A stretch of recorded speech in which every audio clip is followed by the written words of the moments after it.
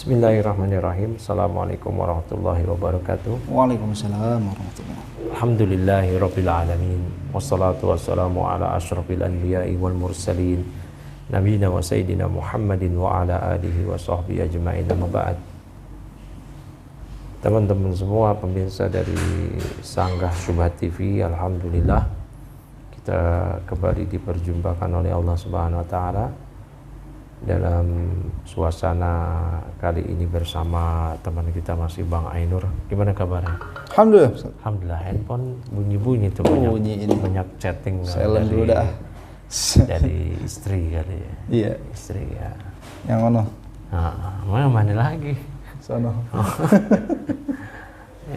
Ya, sehat ya? Alhamdulillah. Nah, ini kita sama Bang Ainur nih mau diskusi. Tahu diskusi apa ini? Ya, apa ini yang mau di... Ya, biasa kita kalau ya, mau ngambil materi itu dari postingan-postingan yang lagi viral. Kemarin itu kan ada seorang yang meninggal ketika dia sedang memimpin baca Yasin gitu kan ya. Baca tahlilan ya. Nah, tiba-tiba meninggal ya kan. Nah, pertanyaannya mungkin kita pernah dengar hadis Nabi kan, man qala la ilaha illallah dakhalal jannah gitu kan. Atau man kana kalamu akhirihi, man kana akhiru kalamihi, ya. Barang siapa yang akhir kalimatnya mengatakan la ilaha illallah, maka dia masuk surga gitu kan. Nah, perinciannya itu apakah bisa dikatakan secara umum kalau orang meninggal di sakaratul maut terus dia walaupun selama hidupnya nggak pernah sholat gitu, atau ya kita nggak kenal seorang, dia pas kebetulan mau meninggal dia mengucapkan la ilaha illallah gitu. Apakah itu sebuah jaminan bisa kita katakan langsung atau langsung seperti apa? apa? Masuk surga. Oh. Jaminan masuk surga gitu. Atau seperti apa gitu? Ya. Nabi SAW menyatakan dalam hadis yang tadi dibacakan, man kana akhiru kalamihi la ilaha illallah dakhala jannah. Siapa yang orang yang akhir ucapannya dia mengucap la ilaha illallah, dia masuk surga. Nah, andai ada orang yang mengucapkan demikian, maka kita husnudzon. So husnudzonnya kita kepada dia, bahwa ini memang dia hidupnya akhirnya baik, begitu kan. Puncak husnudzon kita kepada dia itu pun kita tidak boleh memastikan dia pasti masuk surga. Karena seorang dipastikan dia masuk surga atau masuk neraka itu telah ditetapkan oleh Allah dan Rasulnya. Abu Bakar fil jannah, Umar fil jannah, sehingga dikenal dengan 10 orang yang diberi kabar gembira masuk surga dari kalangan sahabat. Ada sahabat yang lain wafil jannah, ini itu di neraka ini. Nah, adapun yang lainnya ya dari orang-orang kaum muslimin yang akhir hidupnya husnul khotimah, ya itu pertanda bahwasanya adalah akhir hidup yang baik, yang semoga itu menjadi kehidupan yang baik juga di akhirat kelak, yaitu surga. Namun kita tidak boleh bisa memastikan dia pasti masuk surga. Ini yang pertama. Yang kedua, berikutnya juga hadis-hadis mengenai hal ini banyak sekali. Artinya siapa yang mengucap la ilaha illallah di akhir kalamnya dia masuk surga.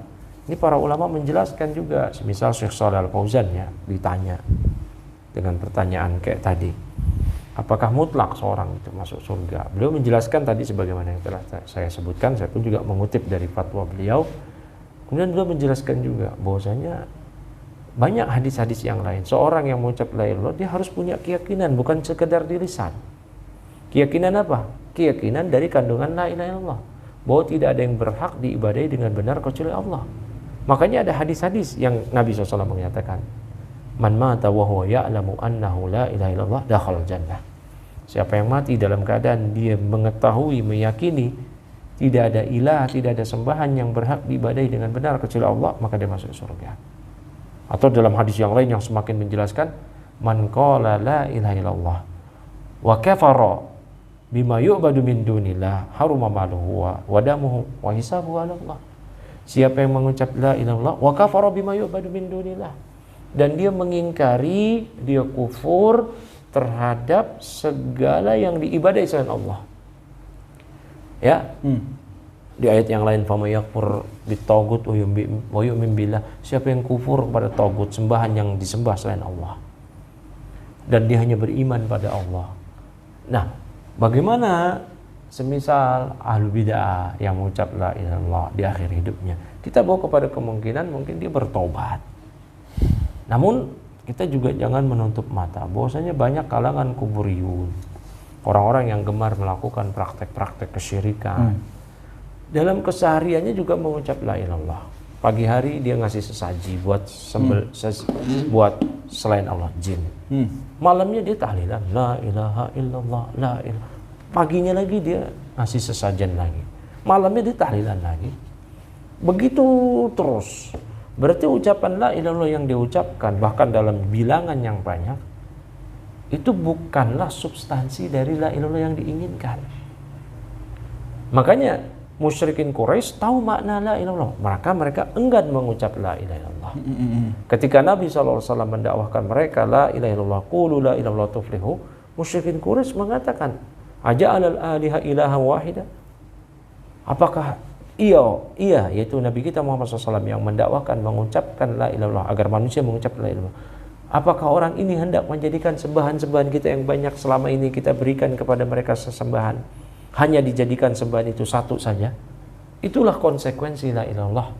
Makanya Abu Thalib ketika sedang sakaratul mautnya ditalkin oleh Nabi SAW, ya am qul la ilaha illallah. Abu Jahal tahu konsekuensi la ilaha illallah. Konsekuensinya pasti Abu Thalib kalau mengucapkan akan mendustakan, mengkufuri segala macam peribadatan yang selama ini disembah oleh Abu Thalib dan Abu Jahal. Makanya Abu Jahal mencegah, memprovokasi. Ya Abu Thalib atarghabu an millati Abdul Muttalib. Wahai Abu Thalib, kamu udah gak suka sama agama bapakmu Abdul Muttalib. Diulangi lagi oleh Nabi SAW. Abu Jahal kembali mengulangi lagi. Sampai akhir Abu Thalib gak mau mengucapkan. Yang Rasulullah SAW menyatakan mata ala millati Abdul Muttalib. Dia mati di atas agama bapaknya Abdul Muttalib. Ya artinya seorang yang mengucap la ilaha illallah dia harus meyakini kandungan dari la ilaha illallah. Kalau dia sekedar mengucap la ilaha illallah namun dia meyakini sebaliknya, bahwa boleh-boleh aja kok memberikan sesaji kepada Bawong Rekso, pada Nyi Roro Kidul, pada Dewi Sri, boleh-boleh aja kok. Datang ke dukun boleh-boleh aja kok. Dalam keadaan dia mengucap la ilaha illallah, setelah itu bisa aja. Ya, bisa aja. Jadi kurang lebih dari sini bisa dipahami kan? Siap. Ya, terus berikutnya juga ya, dari kalangan ahli bid'ah tadi, misalkan ahli bid'ah yang mengucap la ilaha, ahli bid'ah itu kan nggak kufur ya. Artinya mereka Muslim gitu. Mereka Muslim. Jadi selama mereka tidak meyakini boleh diberikan ibadah kepada selain Allah, maka mereka Muslim. Nah, jadi ketika dia mengucap la ilaha illallah di akhir hidupnya, itu akhir hidup yang baik. Dan semoga dia dapetin itu apa yang dijanjikan oleh Nabi SAW. Ini yang jadi permasalahan tadi. Kalau yang mengucapkan la ilaha illallah itu ialah orang yang meyakini bahwa boleh-boleh saja memberikan ibadah pada selain Allah. Begitu Bang Ainul. Ya, intinya di keyakinan orang tersebut kalau dia masih ada kemusyrikan dalam dirinya gitu kan, maka dia ada kemusyrikan di dalam dirinya dia. Dia mengucap la ilaha illallah dalam rangka dia taubat. Boleh, itu menghapus kesyirikan dia. Dia mengucap la ilaha illallah.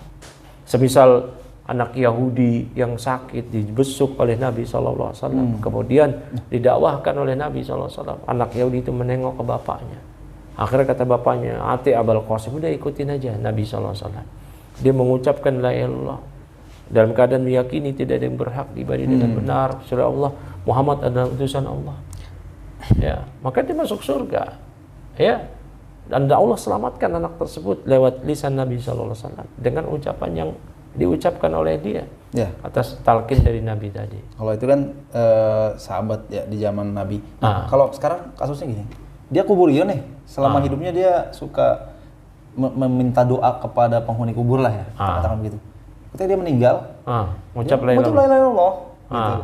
Dan ditalkin sama ya saudara-saudaranya gitu. Misal ada terjadi demikian ya. Iya, misal begitu. Nah, ya kan kembali apakah lagi. Perlu dirinci lagi? Si ini la ilaha illallahnya tobat atau dia memang masih tetap meyakini bolehnya?